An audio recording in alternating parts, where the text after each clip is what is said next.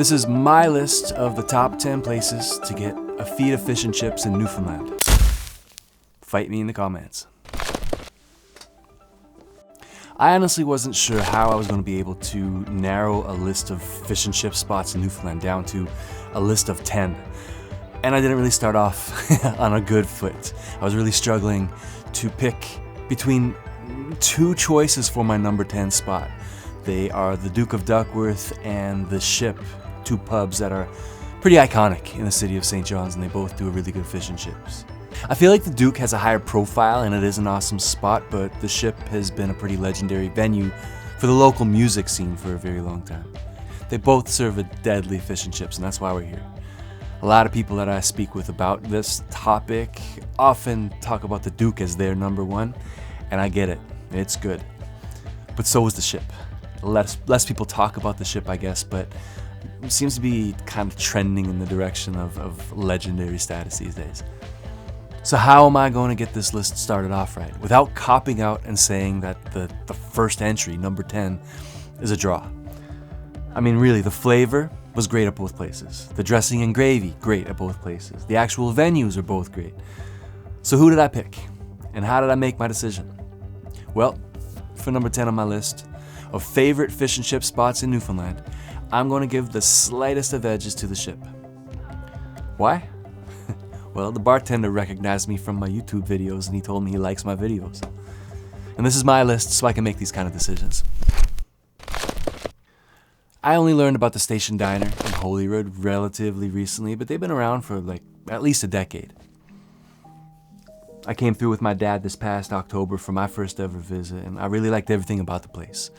They even had cod tongues on for the special for the day, so I got a little appetizer for myself there. A lot of places have cod tongues on the menu, but they never seem to actually have them when I want them. But if you're a restaurant and you have cod tongues ready to go that particular day that I show up, you get extra points in my book every time. But the fish and chips was why we went, and that was really good too. The service was great, the place was great, and bottom line, the fish and chips was fantastic. The Holyrood Boardwalk by the Station Diner. How was the Station Diner in Holyrood? Nice, good food. What'd you have? Fish and chips. Yeah, it was all good? It's all good, yeah. A big part of this selection is, of course, to recommend to anybody who has never experienced Fogo Island to experience Fogo Island. It really is a magical place, and it really feels like a model for small, remote communities anywhere in the world to strive for. There are a lot of things about this place that feel very special and very unique, and while it definitely isn't really a hidden secret anymore, it is a place that I think a lot of people skip on their visits to Newfoundland because it is a relatively hard place to get to. I know a lot of people want to go to Fogo Island, but when you look at the ferry and the drive time to get to the ferry and the ferry problems and all that kind of stuff, sometimes people scratch it off their list. You shouldn't. You should go to Fogo Island. Now back to the cod jigger though. I want to specifically mention what stood out for me here. It's the batter on the fish. It's different and it's so good. The restaurant serves more than just fish and chips, and I can't be certain of this, but I know they serve fried chicken, and I think part of what makes the batter stand out is they use some of the seasoning from the fried chicken in the fish batter. I think. I don't know, but there's something about it makes me think that that's what the magical ingredient is. This is the first of two places on this list where I think this happens, and both of the places get big points from me for doing it if this is in fact what's happening. Grand Bank on the Burin Peninsula is one of Newfoundland's most important fishing towns, historically speaking. I suppose I could say that about a lot of the places that are actually on this list. Well, actually, I am just going to say it. A lot of the restaurants that are on this list are located in towns that are extremely important to the history of Newfoundland because of their connection to the fishery. So now that I've said that, it kind of makes sense how some of these places edged out some of the others, because there's a lot of really good spots that just couldn't make the top 10.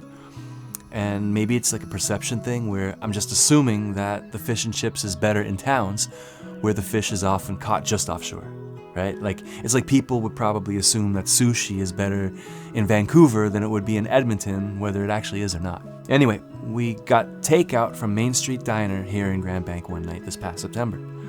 We were staying at a place about 15-20 minutes outside Grand Bank, so I wasn't expecting to be super impressed by the food by the time I was back at our place and able to eat it, but it was still excellent by the time I was actually able to sit down and get into it.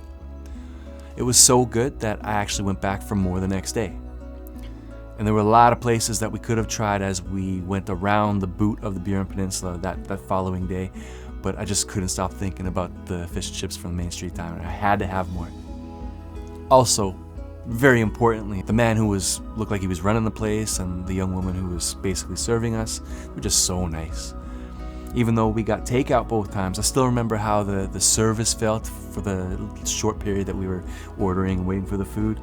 It just felt so genuine. I always appreciate genuine friendly service. So big points to Main Street Diner for their service.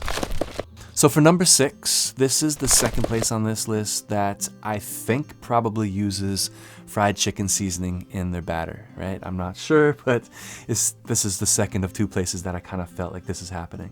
I can't say for certain if that's the case, but the flavor definitely stood out. The server at this place did say that the fried chicken there was their most popular item, but of course, you know, I'm on the road around Newfoundland. I'm getting fish and chips, so I stuck with my main plan. So the place is called Critch's. It's the only restaurant that I saw in our short trip to the town of Lassie on the Baie Verte Peninsula, but it was so good. And the texture of the batter was a little gritty, a little different, right? So again, I do touch on batter probably more than any single element of what makes a fish and chip stand out to me. But as you go around different places around Newfoundland, particularly outside St. John's, you get some variations on what the restaurants are serving, and when batter stands out to me, it's very noticeable. The gravy doesn't change too much place to place. The chips are usually kind of uniform, but people can have their twists on the batter, and Critch's in Lassie definitely did that. I don't want to say it was spicy, like it wasn't spicy, but there was a subtle sort of, I guess, peppery kick that I experienced at the Cod Jigger in Fogo Island and at Critch's in Lassie that I didn't really experience anywhere else. So big points for doing something subtle but different. So this place, as I said, is in Lassie, and it's a town that I will shout from the mountaintops should be a town that is on more people's radar as a place to visit in Newfoundland. The Baie Verte Peninsula is criminally underrated when it comes to tourism hype. There are reasons why, and I'll actually put a video together soon talking about lesser known towns and regions of Newfoundland that I hope more people would visit and why they should visit those places. So I'm going to get into the Baie Verte Peninsula on that one in more detail when I get around to that one. But if you pay a visit to the beautiful town of Lassie, just know for now you can get yourself an awesome feed of fish and chips there at a place called Critch's. So for number 5, we're going to a place called Ernie's. So right off the bat, they're starting off with a big advantage just because of the name. I just love the name Ernie for some reason. This was a fairly small spot in Harbour Breton with a bunch of like, sandwiches and burgers and fried chicken, and in addition to a really good fish and chips on the menu. I remember the fish here looking kind of breaded, more breaded than battered, but it wasn't like eating a chicken finger or something. It was really light, and the pieces of fish I had were thick and delicious. And I always get dressing and gravy, and I usually pour the dressing and gravy over everything, but not everybody does that. At Ernie's, they serve the fish in a separate paper plate, like one of those, I don't know what to call them, but they're kind of a bowl plate. And it's the specific fish and chips ones that everyone used to use back in the day. So I really appreciated it for the nostalgia, even if I did end up putting all of it together anyway. Harbour Breton might be my favorite town in Newfoundland, by the way. So if you've seen any of my videos before, you probably heard me say that before, but I really mean it. It completely blew me away on my first ever visit there this past March. And having a spot like Ernie's there is just a cherry on top. And like I said about Lassie up there in number 6, I will be talking more about Harbour Breton in a future video, I'm sure.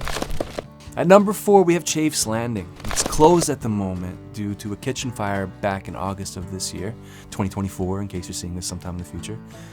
But the owners have vowed to come back ASAP and better than ever, which is saying something because this place is already a big standout. I can't say whether or not this is the first place that started doing that like grainy, gritty batter that I mentioned with Critch's earlier. But this was the first place I ever had it, and it's amazing. Chafe's is in Petty Harbour. Have you ever been to Petty Harbour? It's a beautiful little fishing village just outside the city limits of St. John's, and you can see the fishing boats in the harbour right across the street from the restaurant. I don't have footage to back up my story here, but I swear that one time as we were leaving Chafes, we had to hold the front door open for a man who was walking in with 2 big buckets of freshly split and cleaned fish for the kitchen. I was with Mom and she asked him basically if that's where the fish we just ate came from, and the man said, "Yes, my love, if you just had some cod for your supper, it was out swimming in that water a few hours ago." Amazing. So let's keep that theme going here. And I actually do have some footage to back my story up this time, okay? Greenspond is another fully operational, active fishing village. It's not just some like purpose-built tourism community. This is the real deal. I was visiting with my family this past September while the fishery was actually open. And it was just the coolest thing to see the little fishing boats shooting back and forth in the morning, heading out for the inshore fishery. And when they came back after they caught their catch for the day, you could see them at their stages splitting and cleaning their fish right there. It was just so cool. Hub of the North is the big new hotel in Greenspond, right? The big for Greenspond anyway. They have a pretty big restaurant on site. So the place was the town's school. A couple of years ago, it ceased to function as a school. So they repurposed it into this pretty cool facility. It's a redesign of the school building that just isn't needed there anymore. The restaurant is located where the school gym was, and they actually kept the gym floor pretty much unchanged from the way it was for the school. This was the second of 2 places on this top 10 list where I got takeout, so I don't have any shots of the actual fish and chips because it just doesn't look good when you got takeout. If you don't eat it like sort of freshly plated, it just whatever. I'm not going to show takeout fish and chips when I have other plates of freshly plated stuff that just looks so much better. But I can tell you I ordered a 2-piece fish and chips with dressing and gravy. They gave me 5 big fat pieces of fish and a mound of chips. I couldn't finish 5 huge pieces of fish, so I saved a couple pieces for later. And when I went back to eat the rest of it later, the fish wasn't all soggy and gross like it can be a lot of the time. Which in other words means it just wasn't an oily mess. Please go see Greenspond. And if you go to Greenspond, go visit the Hub of the North, and if you don't stay there, at least get some food from there. Really good. So now we're at the big guns. You might be able to guess if you've seen any of my other videos what my 1 and 2 will be. So let's start off with the runner-up, number 2, Baie Verte in Portugal Gulf St. Phillips. Let me just say for the record, I like chesses. It would be kind of weird for a top 10 fish and chips restaurant video based in Newfoundland to not even mention chesses, but I don't know if they would have made it to my top 20 if I made a top 20, right? I like them though. I'm not knocking chesses like a lot of people do these days. There's just so many really, really good places out there. But the reason I'm bringing chesses up is because forever it was my go-to from the time I was a little boy right up until not that long ago. Fish and chips to me meant going to Chesses on Freshwater Road. What they make there was my reference point for fish and chips. Probably around 15 years ago, my mom started talking about a place called Baie Verte out in Portugal Gulf St. Phillips. And she just raved about it. I remember my first ever order from Baie Verte, and I was feeling like it was like a completely new experience. The batter is so light and flaky.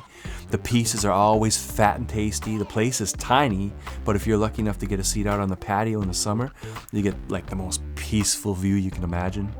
As a side note, after enjoying Baie Verte so much back like 15 years ago, it inspired me to start visiting other places other than Chesses, for better or for worse.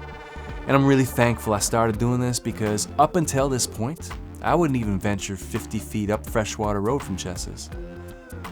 I had no idea how big of a mistake I was making for all these years. You already know, number 1, Leo's. Leo's is the best. It just is. Every time I go there, I leave happy. The fish is perfect, the chips are perfect, the dressing, the gravy, the tables, the chairs, the clean but otherwise untouched decor from the 1970s, 1960s maybe, the spooky narrow hallway to get to the bathroom, everything perfect. This is my list, so feel free to disagree, but the reason Leo stands out for me is that it's a legitimately nostalgic look back into St. John's history, with an absolutely delicious main offering, fish and chips, that makes it all make sense. And to top it all off, the service there is just like you've been invited into a friend's house for supper. They take care of you in a genuine way. If you make YouTube videos, they recognize you. Yep, they recognized me. Yep, that made me feel pretty cool. But in this case, it was kind of like having your hero tell you, nice job, way to go. You know what I mean? So Leo's is just the best place in Newfoundland for a feed of fish and chips. I don't think I can explain it any better than that.